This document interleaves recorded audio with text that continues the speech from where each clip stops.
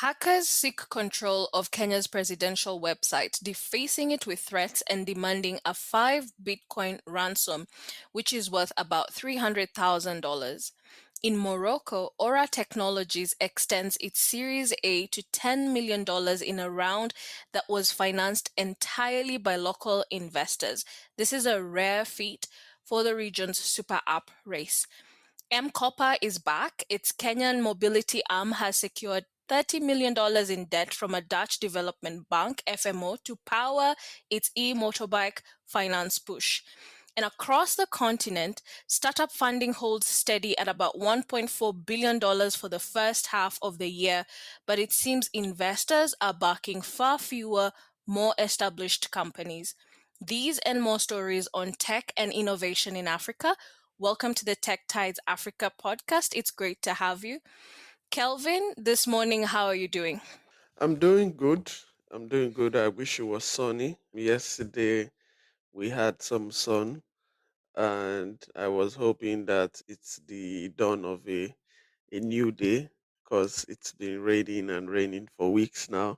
But yeah, woke up to a very rainy morning today, so making me a bit down. But I guess we just have to push on.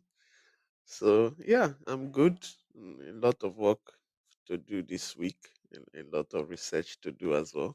But yeah, how are you doing? It seems we both have winter blues. It started, July has finally arrived at the end of July, which is crazy because we've had a very hot July and it's usually our coldest month as a country. Finally, the cold has arrived. So, yeah, we are surviving. Also, it's been the Uh, reverse for you.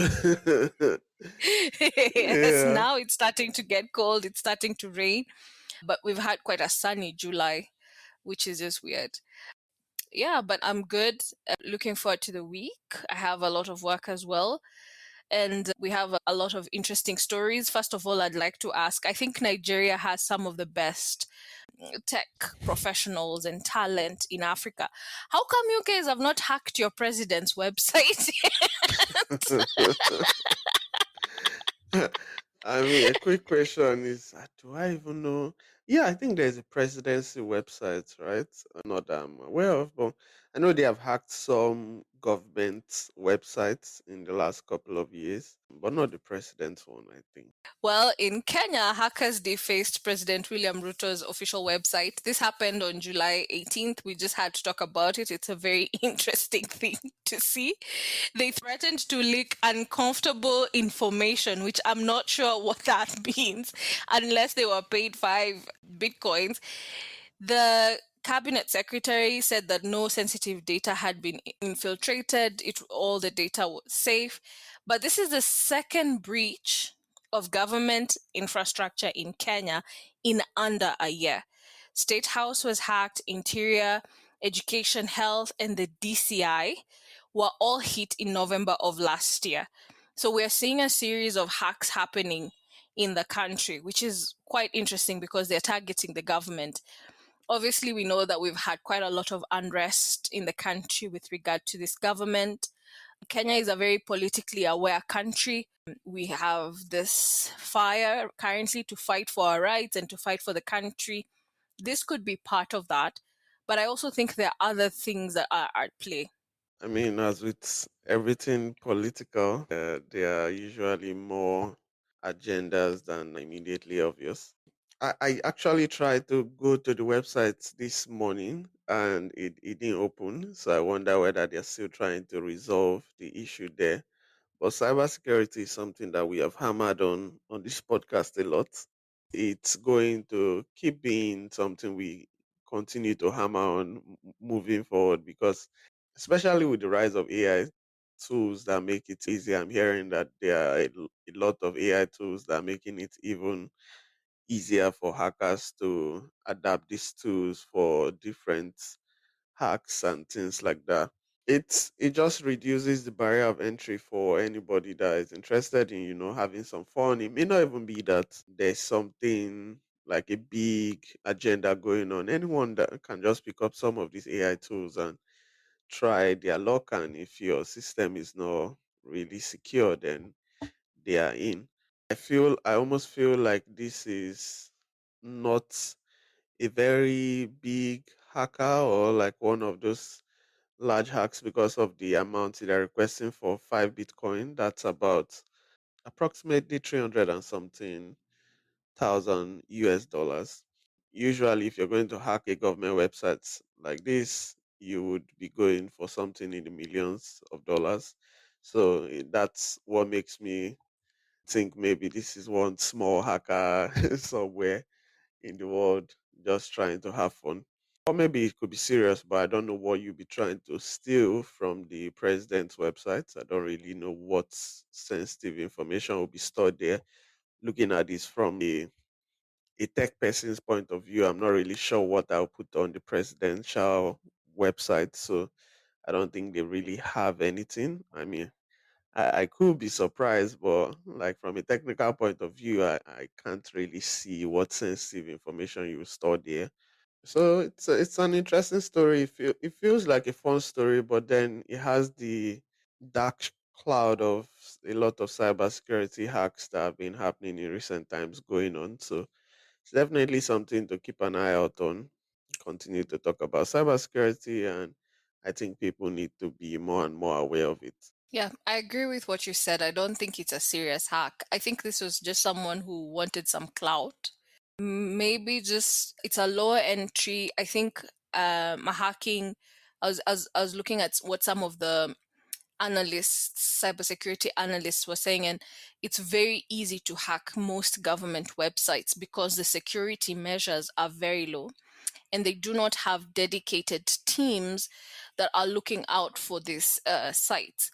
So it's a very low entry hacking playground. And then it has a lot of clout because it will be discussed, it will be talked about, it will be in the public domain. So perhaps this is just someone who wants to just have some fun. The amount they've asked for, as you said, is quite low. I don't think that they will be paid. I don't know. Let's wait and see. But as you've said, cybersecurity with the AI that's coming up and the speed that is being seen as a result of that, and also that it is allowing more and more people to be able to do this without the previously hackers had very high levels of knowledge and expertise and experience in the coding world. Now you can do it without all of that, so it makes it a lot easier. In addition to that, we're seeing a lot more things going on to the digital landscape. Our governments are trying to digitize everything, and so they're increasing the playground for hackers, and then the entry level for a hacker is coming down. So we can expect to see a lot more attacks going forward. Moving on to Morocco, ORA Technologies has extended their Series A round to $10 million.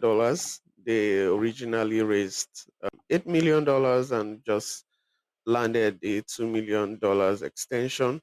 Other than the recent, as a football fan, I have to make a note on the recent controversy with Morocco and the last African Cup.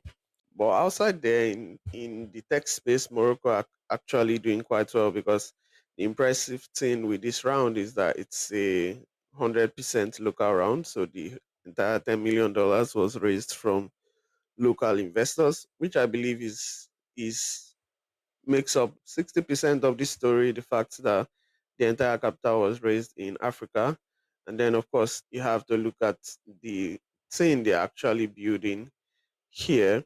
They are kind of a, or what do we call them, super apps? Yeah, kind of a super app. They do fintech, of course, e-commerce, and a number of other digital services. I've noticed that in North African countries, super apps are actually quite popular. We don't have that same type of model in, say, West Africa, for example. I know Childec at the moment is currently moving in that direction, but in North African countries, super apps are actually quite popular apps that are doing many number of things. And yeah, the interesting part of the story, like I said, is the 100% look around, and I think that's quite impressive. Yeah, it's always amazing to see something that we have said and dreamed about on this podcast start to become a reality. And we've always said that we hope to see more local investors investing in African products. And this is an example of that, and it's quite exciting. Yes, they are following, I think Asia is where a lot of super apps are, and they're following that playbook where they have payments, e commerce, and logistics in one. The aim is to keep the customer within that ecosystem because they're able to get everything they need in one space, which is very cool. I do think that one of the advantages of having local investors is that they understand the customer behavior, they understand regulatory environments, they understand the market realities. They are able to be patient because most of them have longer investment horizons, as opposed to venture capital from Europe and other countries, where sometimes they can be swayed by whatever is happening in the economy. And so their moods can turn quite a bit abruptly. But when it's local investors, because they have an understanding of the market, they're able to be a lot more patient with you and to have a longer term view of the investments that they make. I'm really excited to see local capital become a larger playbook in Africa, hoping to see this replicated in other places. But this was a very interesting story. And I do also think they're creating something quite interesting. We've always said logistics is a difficult space to be in. So it's really good to see a company raise this kind of money in a Series A round and do it locally. And I hope to see how this playbook goes for them and whether it can be replicated in West Africa and in East Africa, where we have seen logistics and e-commerce be a little complicated. Yeah, it's definitely an interesting story, and it's at a time where not many companies are raising these large rounds. Many startups are still stuck in the pre-seed and seed stage. Having a large round like this, having it locally as well, icing on the cake. So yeah, one to watch. Absolutely. Very interesting. On to another trend that we have seen. We talked about this when we were doing the Q1 report that we did with Startup Graveyard, and that was a rise in debt over equity. M Copper, which is a Kenyan energy company, we are seeing its mobility arm has raised $30 million in debt from a Dutch development bank, FMO, 22.5 million in new loans, and then 7.5 is a refinancing of an existing facility. They are doing this to finance new e-motorbikes. It's a pay-as-you-go subsidiary, and it gives you insurance, roadside assistance, theft tracking, as well as financing for the e-mobile boda boda. I'm trying not to say the Swahili word, but I'm just so used to it. So we're seeing a company that already has quite a good customer base extend its services, and because what they're doing is financing and they already have customers, rather than liquidate their equity, they've decided to go the debt way. And we have seen this happen more and more for more established companies and startups in Africa, which is an interesting trend. And it's quite fun to see that it has moved from Q1 and on to Q2.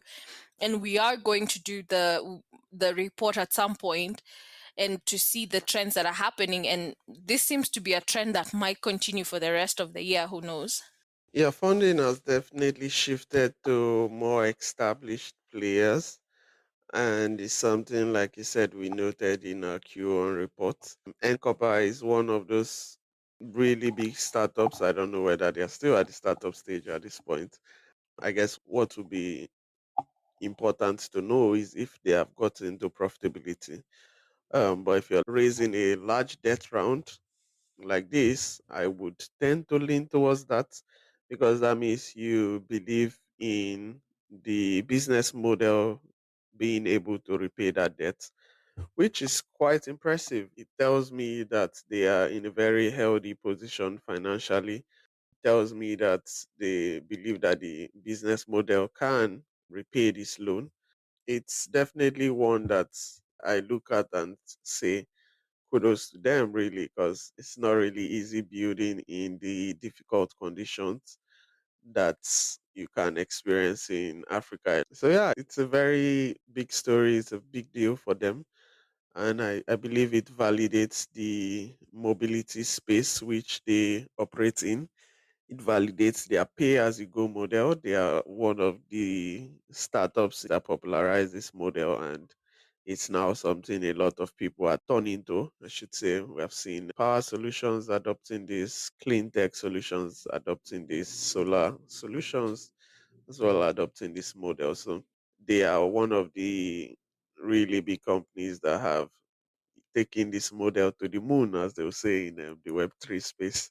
So, yeah, very good story. I do hope they are able to repay the debt, though, because I think I've gone on a limb and made a lot of assumptions, but I think the logic backs that if they are raising this amount and the Dutch Development Bank are willing to give them this money, then they must have seen some numbers that have convinced them that M-Copper will be able to pay back. So, cool story all around.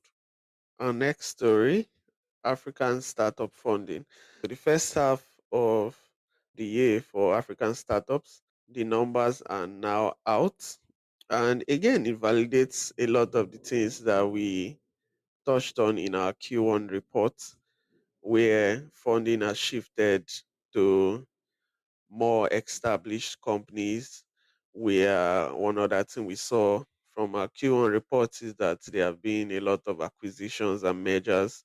Startups and companies are trying to consolidate because funding is not as much as before. So the bigger players are acquiring the smaller players. And this is also a trend that has been reflected in the first half of the year funding report.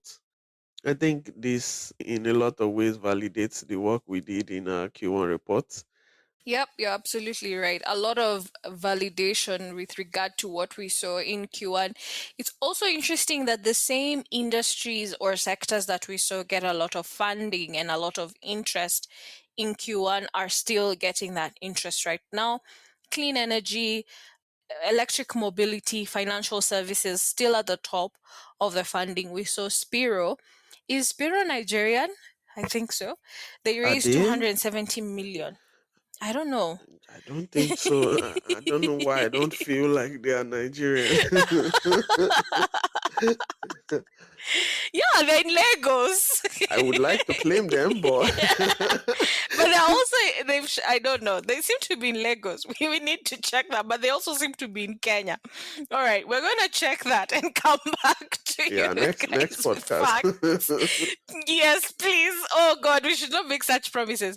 However, what I'm saying is they raised 270 million across 2 rounds, and we also had a few other companies, but we have seen more smaller startups struggle to get financing. We also have seen mergers and acquisition double. Last year, we only had 33 mergers and acquisitions in the first half. This year, we had 63 deals being closed and disclosed. So interesting to see that people are coming together to build stronger companies. We've seen more interest in infrastructure, and we've talked about maturity within the ecosystem, which is a great thing.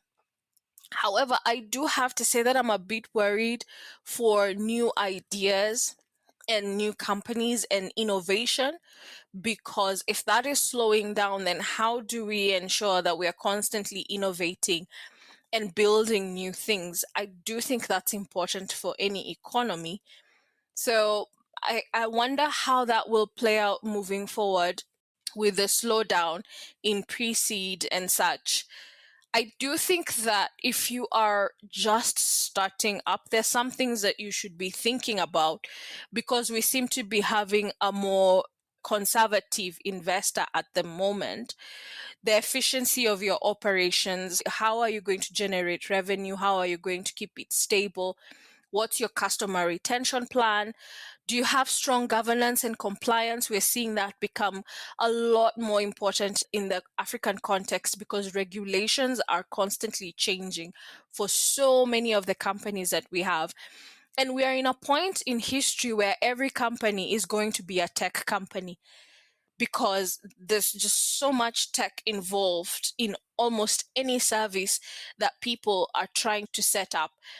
So, how strong is your governance? Do you have clear paths to profitability? Some of these things are questions that our founders are going to start asking from the onset a lot more because it seems investors are not interested in just good ideas. They're interested in longevity and sustainability and efficiency of growth. So those are things that you have to think about. How are you controlling finances? What are your unit economics?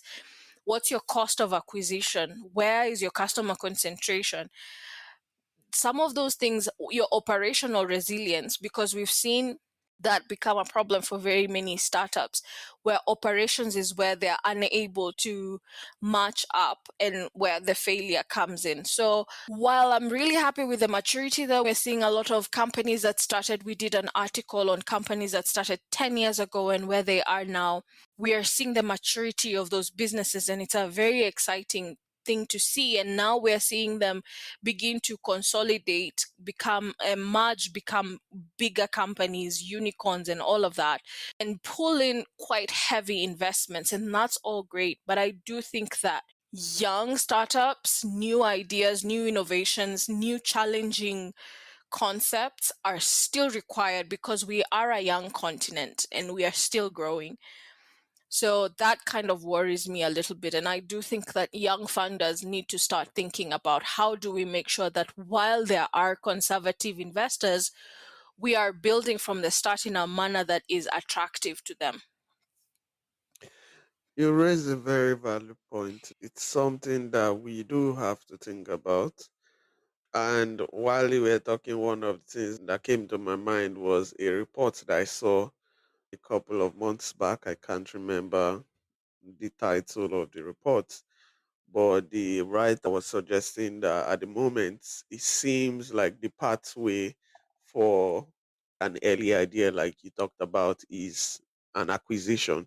Is like you're building to be acquired instead of building to scale or building for profitability because of how tough the current funding landscape is. And yeah, it may seem like that, but personally, I always believe that if you have a novel idea, you will be able to make it out of the space. You'll be able to scale to as high as you want, as wide as you want. But not everybody is going to get a novel idea, right? Sometimes some of the ideas are true gaps that existing solutions are not addressing. And a lot of big businesses came through that, even when you look at global companies and the really big startups. When you think about Facebook, for example, it's not because there were no social networks at the time that Facebook scaled to what it was. It just took a different approach and managed to swallow up all these other startups at the time. When you think about companies like Uber, it's not that we did not have transportation before then, but they just tackled the problem from a different angle. Airbnb and Co are some of the other solutions like that. So it's not always having this novel idea. Sometimes it's identifying the gaps. And when you do that, you're still able to scale as much as you want to. So I think even though the current funding landscape is drying up and there's more focus in growth stage startups, I believe we just need to think more about the solutions we are building and in Africa, how relevant they are to the audience we're trying to build for. And like you said, focus on the operations, unit economics, things like that. And I believe you can still build very useful solutions. I believe you can build very big solutions still, even in the current funding landscape. Yep. I agree with everything you've said 100%. And still on acquisitions and mergers. Lemfi is back on the podcast. I feel like we've talked about this company too many times. And It's the Lemfi we talked about podcast. it's a Lemfi podcast, ladies and gentlemen. Lemfi, you need to start paying us. Anyway, that's on a light note. It's routing cross border settlements through BVNK's regulated stablecoin infrastructure. They're trying to have near instant transfers at a fraction of the corresponding Swift cost, but have it completely invisible for the customer facing app. So it's just in the background. We saw something similar happening with M-Pesa a couple of weeks ago, where they're trying to do a stablecoin pilot with Visa and on a freaking DRC. And I think the idea is the same way. It's the rails, it's the back end that is using stablecoin, but the customer is getting the whatever it was that was sent in dollars, whatever. Very interesting. We are seeing Lemfi begin to stack up on the features and the products that they offer by acquiring and partnering with different companies over the last few months. We saw them previously come in with Wealth 8 for investments, and now we're seeing them come into BVNK with diaspora remittances for stablecoin rails. So back to the trend that we have consistently been talking about. Yeah. I think this is probably the last podcast episode we'll talk about Lemfi for some time. Because, like you said, we have talked about them a lot. Yeah, probably need to give them a break. And also stable coins as well, because I think the point has now been hit enough. Maybe let's give it a couple of months for it to build again and then we'll revisit it. But at the moment, stablecoins are something everybody is thinking about. I'm currently just beginning to work at a fintech company, and they're also thinking about stablecoins. So everybody is at the moment is thinking about stablecoins.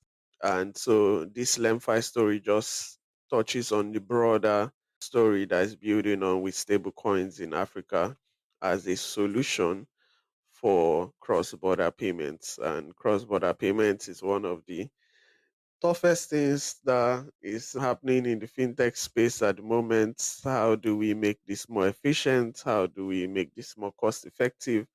And stablecoins is currently looking like almost perfect solution for this. There's a reason why every fintech in the space now is looking at how to adopt stablecoins.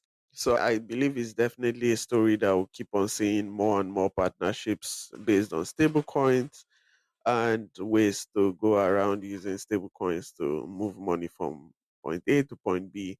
So this story isn't going away anytime soon, and that's why I said we'll probably leave it for some time and allow it to build and see. Yep, absolutely. Looking forward to more Lemfi stories.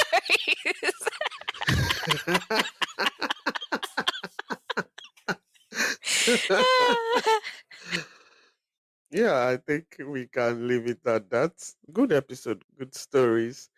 And yeah, if your building is very good solution, do not be discouraged. Yes, there may not be excess funding, but there's still funding if you're building something that does make sense for our landscape. So keep at it, and yeah, see you on the next one.